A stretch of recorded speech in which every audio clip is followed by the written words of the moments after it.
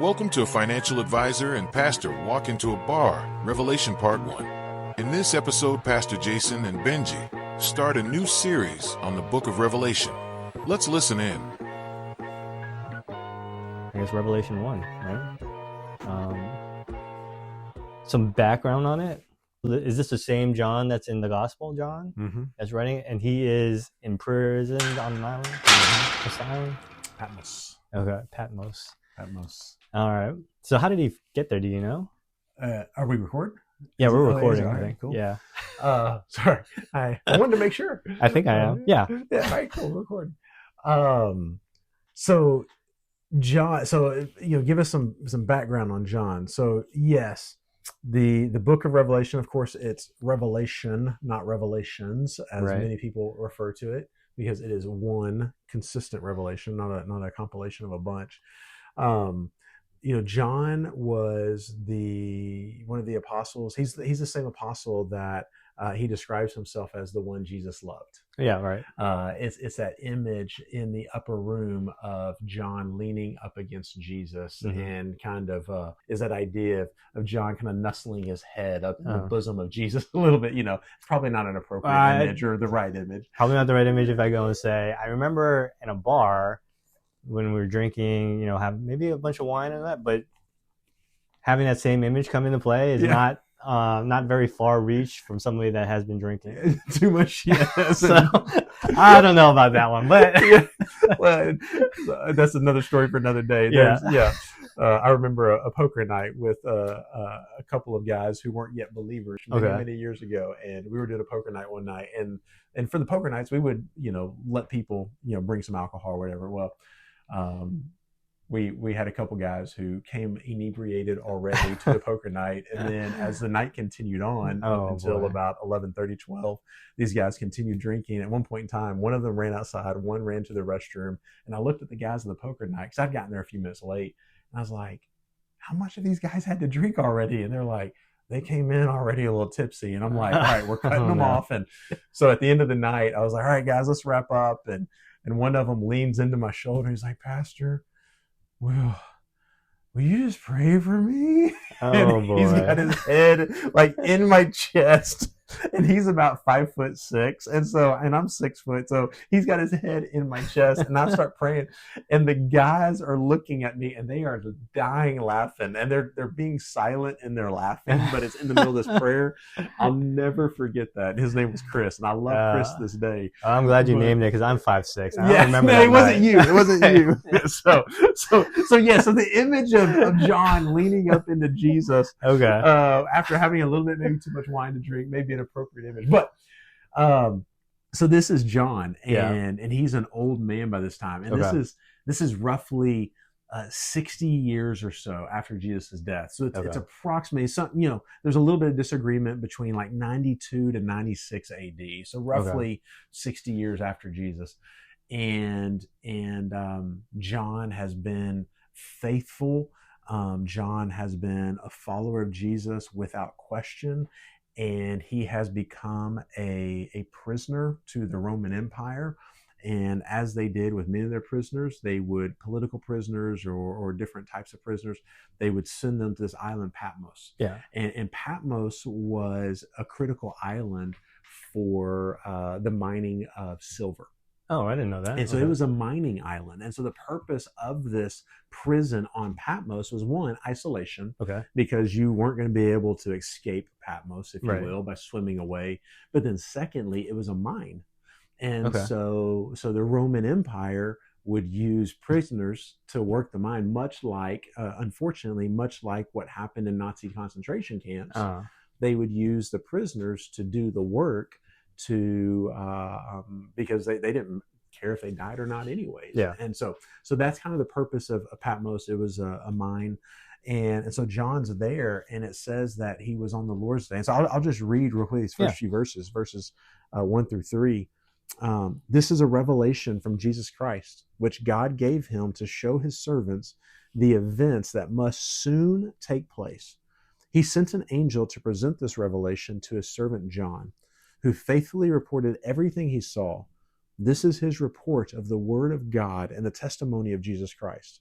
God blesses the one who reads the words of this prophecy to the church, and he blesses all who listen to its message and obey what it says, for the time is near. So let me just ask you, Benjie, when you read those first three verses, like what stands out to you?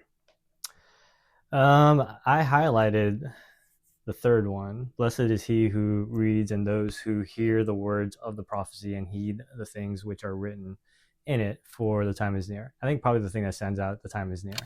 I guess that's all relative, right? Yeah. Because we're sitting here, 2,000 years later, and it doesn't seem like it was near.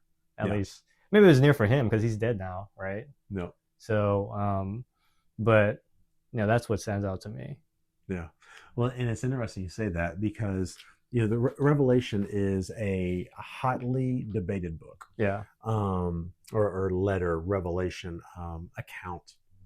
And in the midst of this, there's a few different beliefs about Revelation, but the two basic ones are going to be this idea of what we call the historical viewpoint, which simply means that the things that Revelation accounts have already happened. Those were basically, this was a revelation to help the believers in that time fight against, not in physical fight, but in fighting of just this belief system that they are going to make it through this victorious. They may not make it through with their life, but they will have hope on the other end, or they do have hope in the end. Yeah. And this is that letter, this is that revelation of hope to help them overcome the Roman government, if you will. Okay.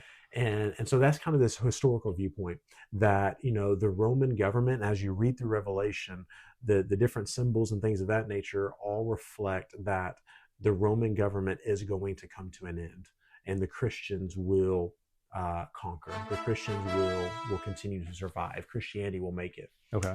The other viewpoint is more of a futuristic viewpoint, which takes on this idea of there are things that Revelation reveals that were happening in that moment. Okay. There are things that Revelation reveals that would happen in the future, and then there are things that Revelation reveals that would happen in the distant future. Yeah. All from a spiritual perspective. And so in the midst of this, I personally believe it's not necessarily which viewpoint you hold to that really is important. I think the question you have to ask is, okay, how does this cause me to follow Jesus more faithfully? Yeah. How does this reveal who Jesus is? Yeah. And so when you talk about that idea of him being, the time is near, right? It is a great question, because do we still believe that he is coming back? Do we still believe that there will be a time in which he is going to come and save us? Yeah. He saved us eternally, through the cross, but will he be coming back again in that great white throne judgment? Right. And so that's an important question. But then in addition to that, I think the other thing that you highlighted is this idea that, three things. One, blessed are those who read the word. Blessed are those who listen to the message. And then blessed are those who obey or who follow what it says. Yeah. And there's a triple blessing there. Why did that time is near stand out to you so much in terms of just asking the question?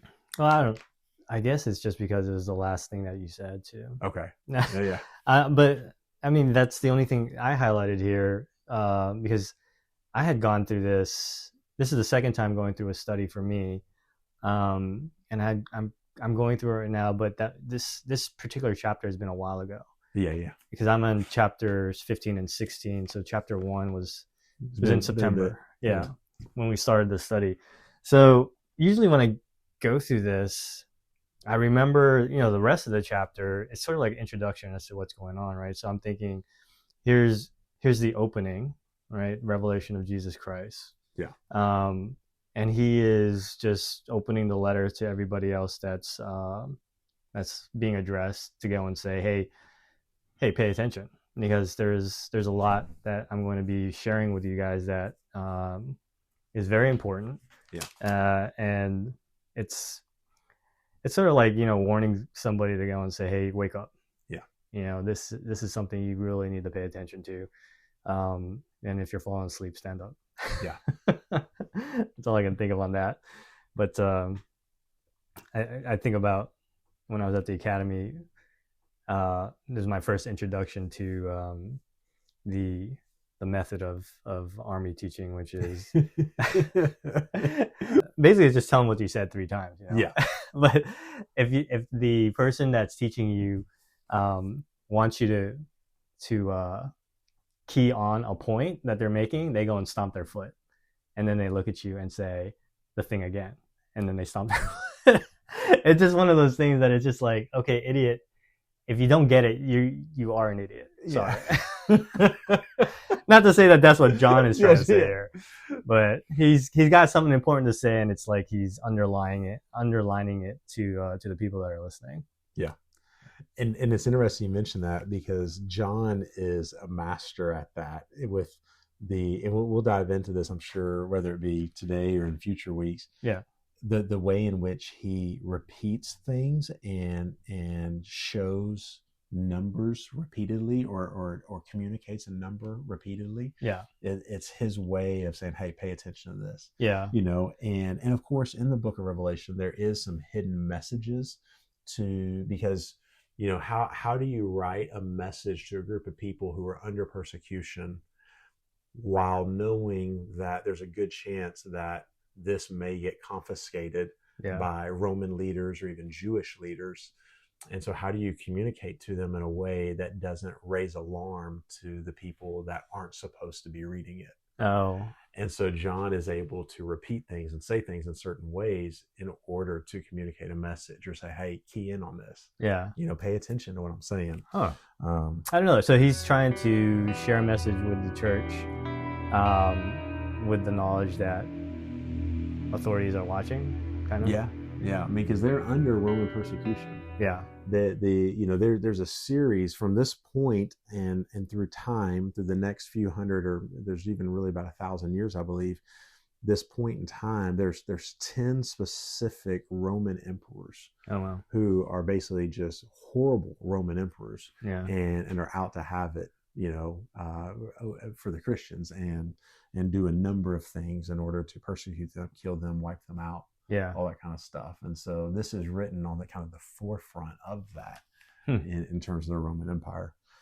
Something else that, as you reread, part of the verse, the thing that stood out to me whenever I was kind of studying through this was this fact.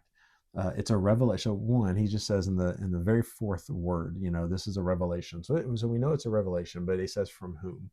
From Jesus Christ, which God gave to him to show his servants the events that must soon take place. He sent an angel to present this revelation to his servant John. So in here we have 5 distinct individuals or beings mentioned. Which reference? What's the reference on that? For verse 1. Verse 1. Oh, yeah, okay. Verse 1. Revelation 1:1, the revelation from Jesus Christ, which God gave him to show his servants what must soon take place. He made it known by sending his angel to his servant John. Yeah. So verse 1, you have Jesus Christ, you have God, you have angel, you have John, and then you have servants. And what was interesting to me was how this revelation came about. It was God giving it to Jesus. Mm-hmm. Jesus gave it to an angel. Angel gave it to John. John gave it to the people. And that was something that I had never noticed before. Yeah.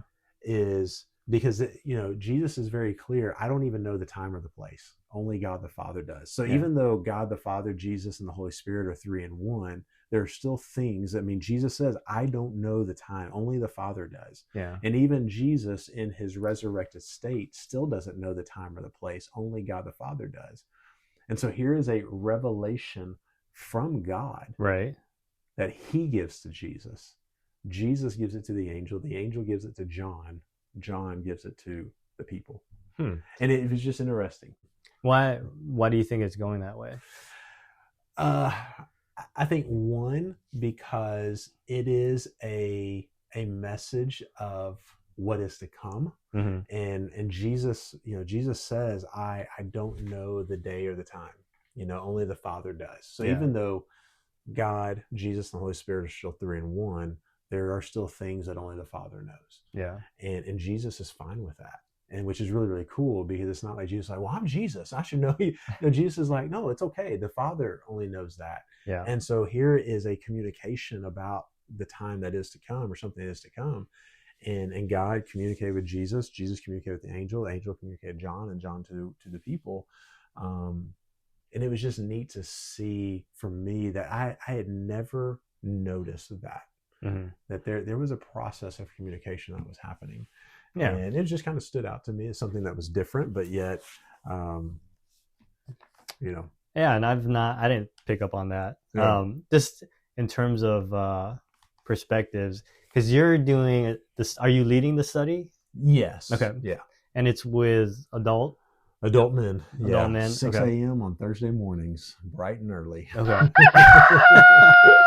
6 a.m. That is early. Yeah, it is real early. So on my end of it, I went to Revelation maybe 5 years ago. Okay. As a participant in in BSF, as a member of a small group. Yep. So I wasn't leading, I was learning from that point. This time I'm going through it as a student teacher, group leader. So I'm teaching to students, and my age group is first grade to third grade. Wow. So teaching Revelation to first to third grade. Yeah, that's tough. Wow. Because it's not like Sunday school. Yeah. Because we're not trying to babysit the kids that are there. And not against anybody that does Sunday school with little kids. So I'm just saying is that I know the age group, and it's easy to go that direction in terms of trying to manage them. But our structure is that the adult men have a questionnaire they go through every week, and they fill out the questions. If you're not familiar with BSF, it's very structured. Yes. In how they go through the Bible study.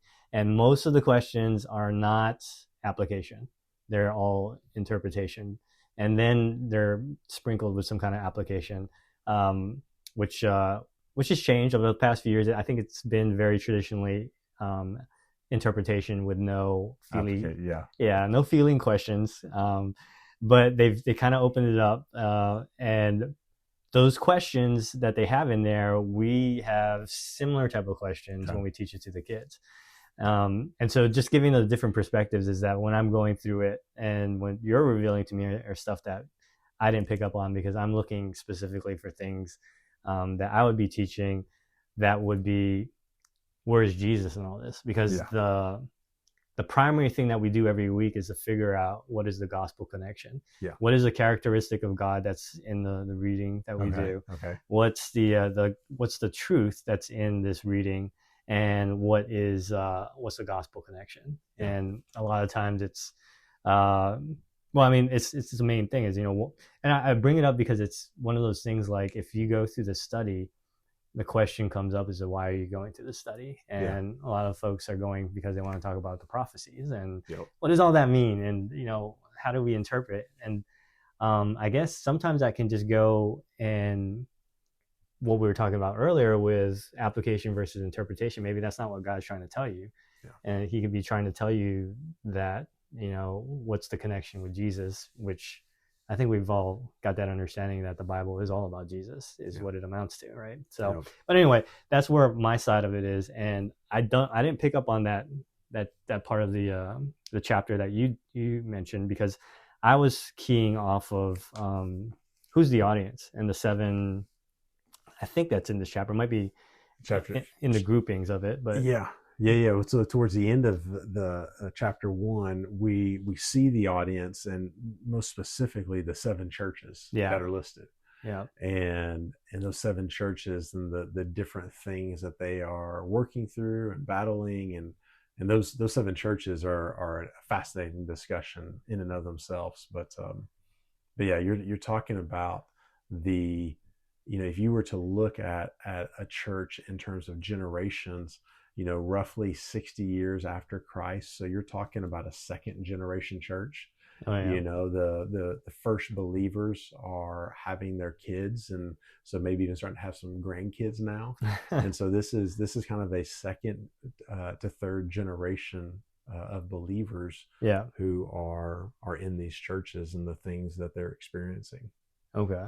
Yeah. So that's where the 7 churches come in, and that kind of brings us to the end of the first chapter. Just kind of flipping through here, is he just kind of setting things up as to where he is? Because he's talking about Laodicea here on Laodicea and everything.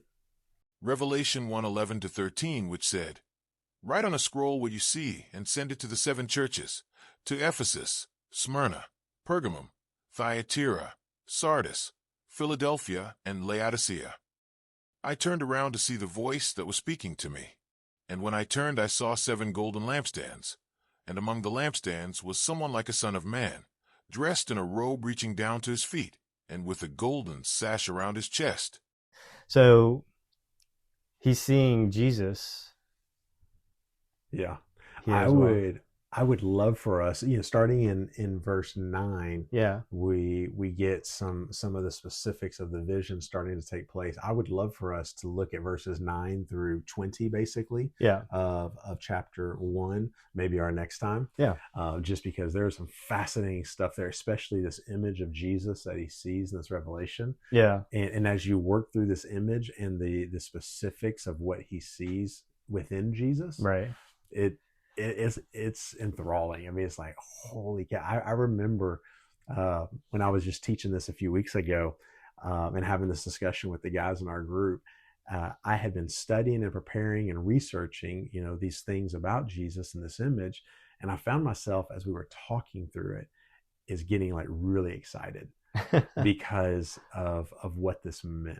Yeah. And so then, just kind of thinking back for a moment, in verse 3, when he goes back and he says, God blesses the one who reads it, who listens, and then who obeys. So reading, listening, and obeying. It's like, man, there's something significant to this book, what we call the book of Revelation. Yeah. And the message or messages that are being communicated through this to us in our lives today. And like, man, there's a blessing that comes with this. And so just the excitement of being able to study this has been really, really cool for me, because I've read it probably 10 or 15 times in my life. Yeah. I've never studied it. And it's been fascinating. It is very deep. Oh gosh, yeah. When I talk about the kids, the imagery is great because it's easy to do that with the kids, because I draw, and I drew 16 is the one that I remember drawing. It says, in his right hand he held 7 stars, and out of his mouth came a sharp 2-edged sword. Yep. And his face was like the sun shining in his strength. And I was drawing. What I do is I usually talk to them about the scripture, and I'm drawing at the same time. So I'm drawing the sword in his mouth, and he's pulling it out. Oh, and dude, that's awesome. Yeah, it's an image that's weird, right? Yeah. For one, and they, at that age, they take things, I think it's just literal. Everything's just black and white, right? So that's the world they're in. Yeah. So people will think, teaching it to them is hard, but they remember the stuff that's in there a lot better than the adults, because they have that picture in their head, and that's just it. That's all that's taking place. So it's not hard to go and talk about what's in the scripture and then having them remember it. Yeah. It's trying to get that into a idea that that's hard for them, and that things get a lot more difficult as time goes on in this chapter. But one of the things that, and this is something that we'll end up talking about, is like, there's a lot of excitedness about what's going on here, because of, Jesus is coming back, and we're Christians. This is great. But I'm in chapters 15 and 16, and that's after 13, 14. And oh, really? That's the wrath of God that's coming in. And this is a lot of bad stuff that's taking place, and I remember one of the girls who's a 3rd grader in my class had asked the question about, do they all go to hell? And that was a question that was tough to go and mention it to her and talk to her about it, but she didn't have that realization in her head that that takes place. that there's believers and there's unbelievers. Yeah. You know, and that becomes a tough conversation. And it's not a tough conversation just for kids, right? You know, there's we all deal with that. Yeah. Yeah. This concludes another episode of A Financial Advisor and Pastor Walk into a Bar.